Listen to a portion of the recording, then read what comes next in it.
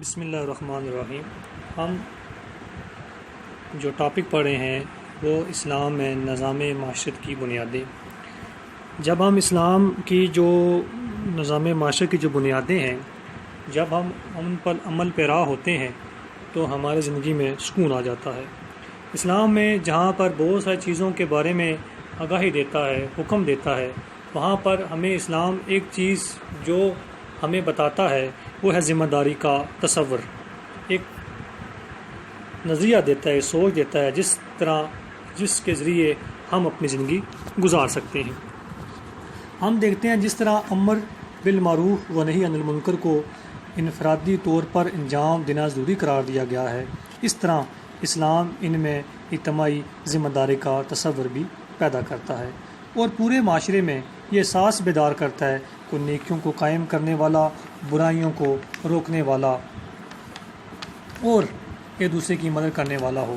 ایسی انفرادیت جس میں دوسروں کے حقوق کا خیال نہ رکھا جائے، جو اجتماعی ذمہ داری کے تصور سے ناواقف ہو، اسلام کو نہیں چاہیے۔ اسلام ہمیں ہر قدم پہ، ہر جگہ پہ، ہر محفل میں، ہر مقام میں، ہر ملک میں، ہر قصبے میں، ہم دنیا کے کسی بھی کونے میں رہتے ہیں، ہم کہیں بھی رہتے ہیں، ہمیں اسلام امر بالمعروف و نہی عن المنکر کا حکم دیتا ہے۔ یعنی اسلام میں کہتا ہے کہ نیکی کا حکم دو اور برائی سے منع کرو۔ حضور پاک صلی اللہ علیہ وسلم کا ارشاد ہے، وہ مسلمان جو لوگوں میں گھل مل کر رہے اور ان کی اذیتوں پر صبر کرتا رہے، اس سے بہتر ہے کہ جو لوگوں سے گھل مل کر نہ رہے اور ان کی اذیتوں پر صبر نہ کرے۔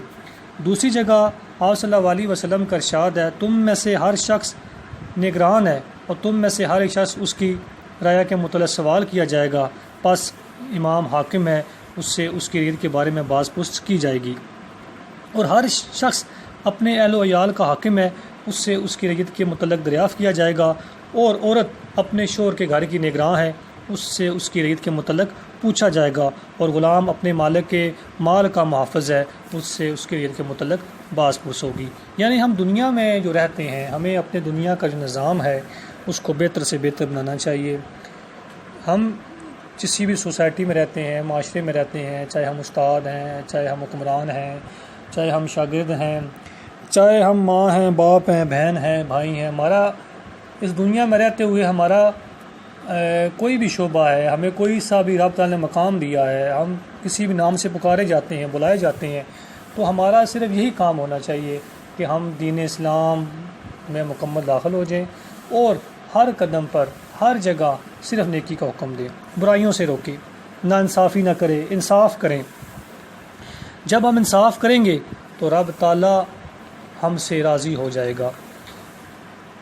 اسلام نے انسانوں کے باہمی حقوق و فرائض کا ایک مکمل نظام بھی دیا ہے، جس میں بھائی بھائی کے حقوق، اہل خانہ کے حقوق، رشتہ داروں کے حقوق، اہل محلہ کے حقوق، نیز غیر مسلموں اور عام انسانوں کے حقوق، حتیٰ کہ جانوروں اور درختوں کے حقوق تک کو واضح اور متعین کر دیا گیا ہے،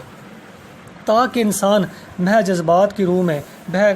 کرنا انصافی نہ کر بیٹھے اور معاشرہ صحت مند بنیادوں پر قائم رہے اور ترقی کی منزلیں طے کرتا رہے۔ اسلام کے نظام معاشرت کی ان بنیادوں کو سمجھ لینے کے بعد مختصراً یہ دیکھنا ہے کہ وہ کیا اصول و طریقے ہیں جو اسلام نے معاشرے میں بھائی چارے اور ہم رنگی پیدا کرنے اور انسانی اجتماع کی مختلف صورتوں کو ترقی دینے کے لیے مقرر کیے ہیں۔ اس لیے اس سلسلے میں اسلام نے کچھ مستقل ادارے قائم کیے ہیں جن کو مختصر خاکہ درج ذیل ہے۔ اس میں جو سب سے جو پہلی چیز آتی ہے وہ ہے خاندان۔ خاندان یہ انسانی معاشرت اور اولین اور بنیادی ادارہ ہے، اس لیے اسلام کے معاشی نظام میں خاندان کو بڑی اہمیت حاصل ہے۔ خاندان کی بنیاد ایک مرد اور عورت کی باہمی رفاقت سے وجود میں آتی ہے، اور انہی دو انسانوں سے مل کر بننے والا چھوٹا سا اجتماعی ادارہ انسان کی معاشرتی زندگی کی سب سے پہلی کڑی ہے۔ اسلام کے نزدیک مرد اور عورت کا یہ مستقل ساتھ ایک کھلے ہوئے پختہ معاہدے نکاح کے ذریعے سے وجود میں آتا ہے۔ یہ نکاح ایک ایسا محترم رشتہ ہے جو دونوں کی مرضی سے پورے اعلان کے ساتھ جڑا جاتا ہے۔ نکاح کے بغیر مرد و عورت کا تعلق بدترین گناہ اور ایک ایسا جرم ہے جس کی سخت ترین سزا مقرر ہے۔ معاہدہ نکاح کے ذریعے سے دونوں مرد و عورت اپنے اپنے اوپر بھاری ذمہ داریاں ادا کر لیتے ہیں اور ہمیشہ کے لیے ان کے پابند ہو جاتے ہیں۔ اس رشتے کی وجہ سے جو چھوٹی سی وحدت بنتی ہے، مرد اس کا نگراں اور ناظم اعلیٰ ہوتا ہے، اور اس حیثیت سے وہ اپنے اہل و عیال کی دنیاوی ضروریاتوں اور اخروی فلاح دونوں کا خیال رکھنے والا ہے، جس کے لیے وہ جواب دہ ہے، اور بیوی اس کے زیر ہدایت گھر کا نظم و نسق لاتی ہے، اور اس حیثیت سے اس کی ذمہ داری یہ ہے کہ نہ صرف گھر کے اندرونی نظم و نسق کو سنبھالے، بلکہ شوہر کا حقیقی ساتھ دے کر اپنی پاک دامنی کو پوری طرح محفوظ رکھے۔ عورت اور مرد کے اس ملاپ سے ایک نئی نسل وجود میں آتی ہے، اس سے رشتے، کنبے اور برادری کے دوسرے تعلقات پیدا ہوتے ہیں۔ بالآخر یہی رشتے پھیلتے پھیلتے ایک معاشرے تک جا پہنچتے ہیں۔ نیز خاندان ہی وہ ادارہ ہے جس میں ایک نسل اپنے بعد آنے والی نسل کو انسانی تمدن کے وسیع خدمات سنبھالنے کے لیے نہایت محبت، ایثار، دلسوزی اور خیر خواہی کے ساتھ تیار کرتی ہے۔ گویا یہ ادارہ وہ تربیت گاہ ہے جہاں سے اسلام اچھے انسان تیار کرنا چاہتا ہے، اور عمدہ اخلاق کی ابتدائی تربیت اسی مقام پر دیتا ہے، تاکہ شروع ہی سے بچے میں اسلام کا احترام پیدا ہو اور اس کی سیرت و کردار اسلامی سانچے میں ڈھلے۔ یعنی خاندان ہماری زندگی میں ایک اہم کردار ادا کرتا ہے۔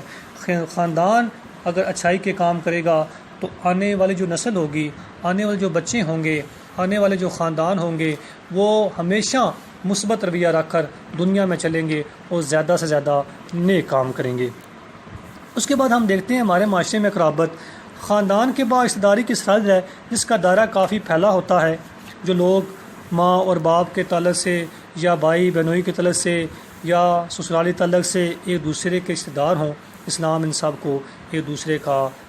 ہمدرد، مددگار اور غم گسار دیکھنا چاہتا ہے۔ قرآن مجید میں جگہ جگہ رشتہ داروں سے نیک سلوک کا حکم دیا گیا ہے، اور حدیث میں صلح رحمی کی بار بار تاکید کی گئی ہے اور اس سے بڑی نیکی شمار کیا گیا ہے۔ یعنی ہم جب رہتے ہیں تو ہمیں ایک چیز کا بتایا جاتا ہے کہ جو آپ قرابت دار ہیں، رشتہ دار ہیں، بھائی ہیں، بہن ہیں،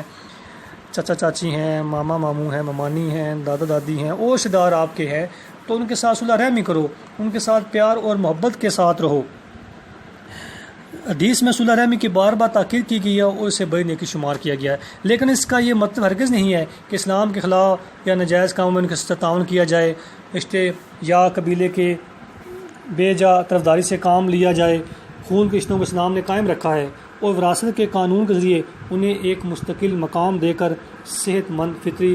احساسات کو ہمیشگی عطا کی ہے۔ یعنی ہمیں اپنے قرابت داروں کے ساتھ، رشتہ دار ہیں جو، ان کے ساتھ جب ہم رہتے ہیں تو ہمیں چاہیے کہ ہم ان کے اچھے کاموں کے ساتھ ان کا ساتھ دیں، اگر برے کام کرتے ہیں تو انہیں برائی سے منع کریں، انہیں نیکی کا حکم دیں، تاکہ رشتہ دار بھی آپ کی بات کو مان کر اسلام میں داخل ہو جائیں اور اسلام کے اصولوں کی پابندی کریں اور اسلام کی ہر بات کو مانیں۔ آگے جو ہمارے پاس جو چیز آتی ہے وہ ہے محلہ۔ رشتہ داری کے بعد رشتہ داری کے بعد جو ہمسائے ہوتے ہیں ان کا بھی خاص حق ہوتا ہے۔ قرآن کے مطابق ہمسایوں کی 3 قسمیں ہیں، ایک رشتہ دار ہیں ہمسائے ہوتے ہیں، دوسرا اجنبی اور تیسرا عارضی ہمسایہ جس کے پاس بیٹھنے یا ساتھ چلنے کا آدمی کو اتفاق ہو۔ یہ سب اسلامی حکام کی روح سے رفاقت، ہمدردی اور نیک سلوک کے مستحق ہیں۔ اس باب میں نبی کریم صلی اللہ علیہ وسلم کے بہت سے ارشادات ہیں۔ مثلا مجھے ہمسائے کے حقوق کی اتنی تاکید کی گئی، میں خیال کرنے لگا کہ شاید اب اسے بھی وراثت میں حصہ دار بنایا جائے گا۔ وہ شخص ایمان نہیں رکھتا جو خود پیٹ بھر کر کھا لے اور اس کا ہمسایہ اس کے پہلو میں بھوکا رہ جائے۔ غیر اسلام ان سب لوگوں کو جو دوسرے کے پڑوسی ہوں، آپس میں ہمدرد، مددگار، خوشی و غمی میں شریک دیکھنا چاہتا ہے۔ وہ ان کے درمیان ایسے تعلقات قائم کرنا چاہتا ہے کہ وہ سب ایک دوسرے پر بھروسہ کر سکیں، ایک دوسرے کے پہلو میں اپنی جان و مال، عزت و آبرو کو محفوظ سمجھیں۔ اور ایسی معاشرت جس میں ایک دیوار بیچ رہنے والی 2 آدمی برسوں ایک دوسرے سے ناواقف رہیں، جس میں ایک محلے کے رہنے والے باہم کوئی دلچسپی، کوئی ہمدردی، کوئی اعتماد نہ رکھتے ہوں۔ اسلام کا مطلوب نہیں، وہ ہر محلے کو معاشرے کا ایک فعال اور مؤثر جزو مانتا ہے۔ یعنی ہم جس جگہ رہتے ہیں وہ ہمارا ایک محلہ ہے، ساتھ میں رشتہ دار رہتے ہیں، عزیز و اقارب رہتے ہیں، ہمسائے رہتے ہیں، ہمارا ان کے ساتھ جو واسطہ ہے وہ محبت والا ہو، ہم درد والا ہو، ان کے ساتھ صلح رحمی سے پیش آئیں، ان کے حقوق کا خاص خیال رکھیں۔ اگر ہمارے پاس مال ہے، ضرورت ہے، اللہ رزق عطا فرمائے۔